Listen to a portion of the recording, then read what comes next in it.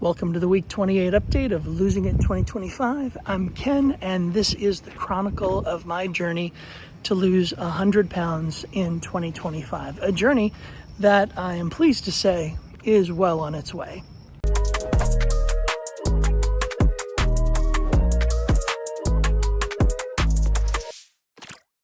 So at the beginning of this month, July 1st, I weighed in at about 270 pounds, and this morning the scale registered at 260. So I've lost 10 pounds over the course of the last 2 weeks. Now, that sounds great, but at the same time, I have to admit, it's a little frustrating because I've been as low as 254 at one point.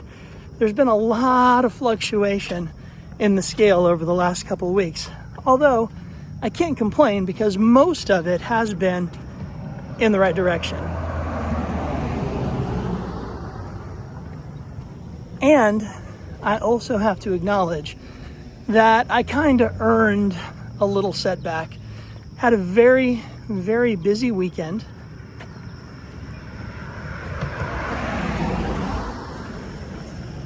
During which I hosted a men's conference at my church.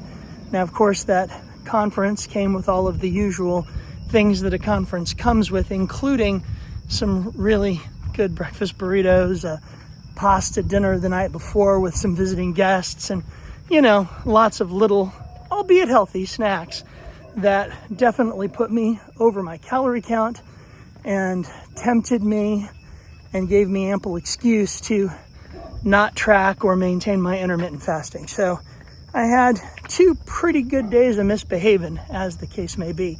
And when we do that, we have to recognize that there are going to be consequences. So what do I do now? Do I beat myself up over the fact that I didn't lose as much as I could have? Or do I recognize that the results I've gotten are in response to the actions I've taken and then adjust my actions and move forward? You're right, it's option B. Rather than saying something like, oh, well, I've blown it this week, I'll start again on Monday, or, oh, I've blown it today, I'll start again tomorrow, the reality is the best time to start over, or to begin again, or to get back on track, whatever you want to call it, is right now. Another issue I've faced as a result of the busyness of the last few days, which included not just ministry activities, but also work-related ones. I've got a couple of days of online training that are keeping me busy, from pretty much 9 to 4 online, sitting at a desk, which I detest. But anyway, needless to say, I haven't gotten in the step count that I'd have liked to have gotten in. So that's been a bit more challenging, which is why I'm out here with the bumblebees and the bunny rabbits this morning. And there are a few of each, or some sort of flying insect creature. I don't think they were actually bumblebees, but I went with the alliteration. And so I'm out here this morning trying to get a walk in where I can before I log in to this online training for the next 7 hours or so. So that, I think, is also a key factor in making some of the changes that I've tried to make this year permanent, and that is honestly evaluating the opportunity that I have to move throughout the day.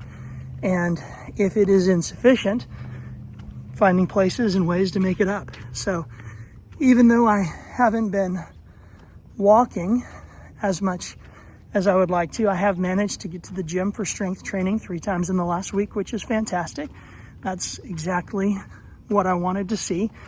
And I am feeling that a bit, some sore muscles, as it were. But anyway, trying to stick with it. Stay consistent with the gym, get back to a state of consistency with my steps, and keep moving forward. So progress has been good, and I expect will continue to be so as we adjust to being back in school, my wife and I, after having enjoyed a very physically productive and very enjoyable summer. That ultimately begs the question, how am I going to integrate these new habits once I'm back on a regular work schedule?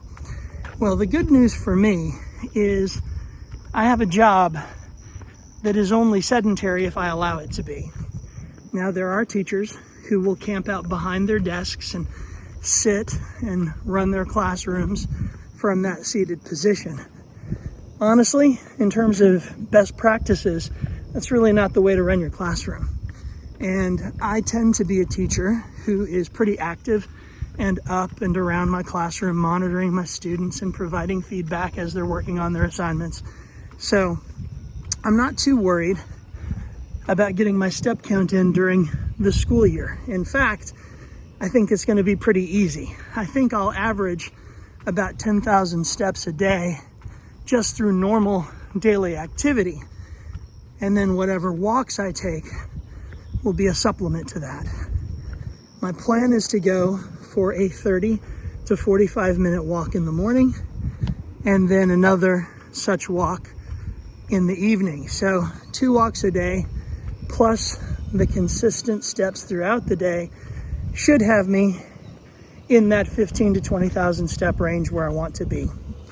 My plan in regards to strength training is, one, to keep a set of dumbbells in my classroom so that I can do at least a little bit of lifting at odd hours and unusual moments when I happen to have the time, but also to make it to the gym for some circuit training at least 2 to 3 times a week. Tuesdays and Thursdays look the most promising with a supplemental workout on the weekends. So that's my plan in regards to exercise. As for diet, I actually found it easier to stay on a diet when I'm at work all day because I usually have a smoothie or an overnight oats in the morning and then have whatever I packed for myself for lunch.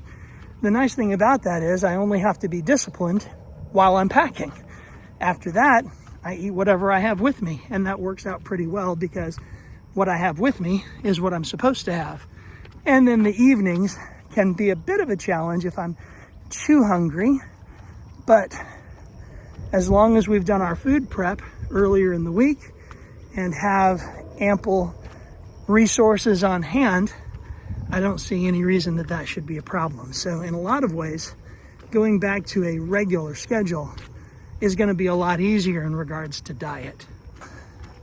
I think that's enough for now because honestly, with all of this talking and filming and looking at the camera, I'm not managing to get my heart rate up as high as I'd like to. So I'm going to prioritize walking over filming and say goodbye for now.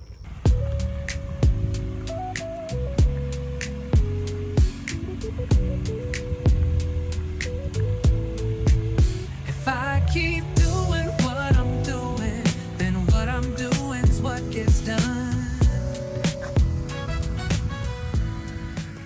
All right, that was better. So just over 40 minutes, 42 minutes, sitting at about 2.17 miles. So I'd like to go a couple more, but I got to go get on that Zoom call. So, Zoom calls, right? The bane of our existence. All right, more in a bit. So you've made it to the end of the video, and I've made it to the end of the day. We're out together for one last walk to try to round out my step count and get it closer to that 15,000 that I'm aiming for. It's been a good day. This is my third walk of the day, and neither the first nor the second was as long as I wanted it to be. But at this point, I have nothing left on my to-do list besides walking. And so, well, walking and finishing this video. So here I am. I've got one or two last things to share with you before I say goodbye for this week's update. First of all, I have a doctor's appointment coming up in a couple of days to have my A1C tested and to sort of see where things stand with my blood sugar and my blood pressure and all of that. So hopefully by next week's update, I'll be able to let you know how things are going. I am hopeful. I am optimistic. A plant-based diet and a vigorous walking routine have resulted in a weight loss of over 75 pounds in less than 7 months, and that is exciting. 25 more pounds to go, and I'll have achieved my goal of losing 100 pounds in 2025. If things continue at their current pace, I expect I'll hit that goal sometime before the end of October. And I'm excited to see what comes after that. So if this can serve in any way as an inspiration for you, I would encourage you, make whatever changes you need to reclaim your health. Change is possible. You've just got to be willing to do the work and to commit the effort, and to be willing to give up some old habits and make some new ones. Thanks again for watching. You have a blessed week.